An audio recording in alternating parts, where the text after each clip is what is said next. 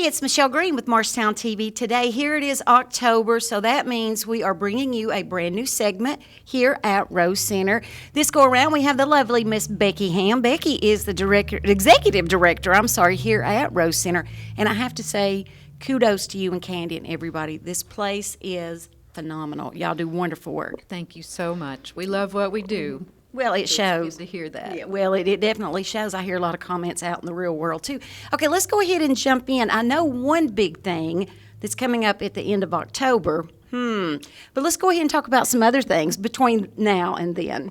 All right. Well, as you can see, the quilt show is up, the annual quilt show. It'll be up through October 20th, and it's really worth coming to see. So many great works in here. It really is. Before you came in, I was looking around and I was telling Tony, you know, I do well to sew on a button and to see what these folks do with this, it's just, they're absolute masterpieces, I would think. And something else, and I don't know if you were going to tell them. If you were, I apologize, I'll tell them. If you come in and see these, they actually have a little table here with a book that you are welcome to leave your comments. I know the folks that put all the time and energy, probably blood, sweat, and tears into this would very much appreciate it, don't you think? It means a lot to them, yes. Okay. So now that I've totally taken over the quilt show, let's go ahead and talk about some other things. All right. Well, we don't have concerts coming up in October because we have this event that sort of takes up a lot of our time and energy. And it's called Mountain Makins Festival. This is our 44th year.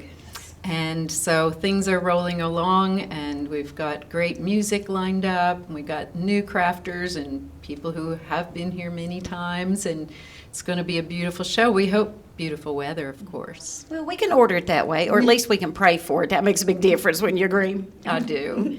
Well, now what are the dates for Mountain Makins? The preview evening is the 25th on a Friday, so I do want to make sure people know about that. It's a ticket that has to be purchased in advance. It's $25, and Friday night is wonderful. There's live music by Red Shoes and Rosin, and a first chance to buy all the beautiful handmade things that are here, plus a lovely buffet by the Rose Service Guild. And it's almost like you're getting a private showing, because I know because I've not been before, shame on me, but I've seen photos of other people that come, and it is really, really nice. So definitely come out on Friday night. You won't regret it, I don't think at all. Now, in addition to the Low Mountain Makins that's taking up everybody's time, totally understandable, is there anything else you want to cover while we're talking about this? I do. First, I'm going to give the dates just in case they didn't catch it. Saturday. Oh, sorry, I don't think I let you say it. Oops. Saturday the 26th from 10 to 5, and then Sunday from 11 to 5 on the 27th. So those days, and a preview ticket gets you admission all weekend as well. So if you come Friday night, you don't have to pay on Saturday or Sunday when you come. Oh, well, see, that's good. I didn't even know that. See, we are so informative here, the things you can learn on Channel 7. Now, are you doing anything later? I mean, like anything with Halloween, or have you got anything like that going on, or just decorations maybe? Just decorations for the festival, and Jordan Leach is going to do them again. They'll be gorgeous, the whole building, but yeah, it takes a whole team of people to get the hay bales and get all the decorations and tents set up and everything. So that's our focus until the end of October. But not the only thing we're working on. So right now, as I speak to you, it's still very hot, and so I know, we have these fans. I have to give you a fan, Michelle. I will take it.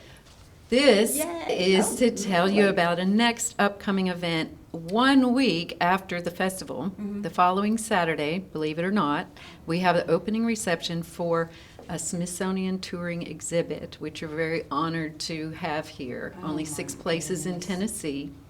And interestingly enough, it's called Crossroads, Change in Rural America. And it will take up this whole gallery. It's very interactive. There are ways for people to respond to what they see in the exhibit.